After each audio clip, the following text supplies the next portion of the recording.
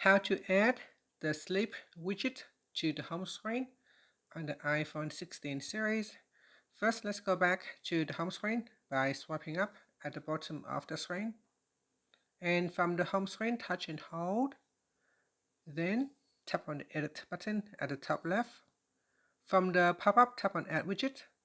Then in the widget list, we scroll down.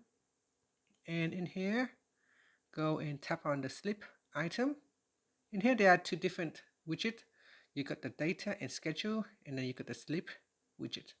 So for data and schedule, it's so that see how you slept and review your sleep schedule. As for the other one, view your recent sleep session, including sleep stages. So choose a widget type and then tap on Add Widget, and that will get added to your home screen.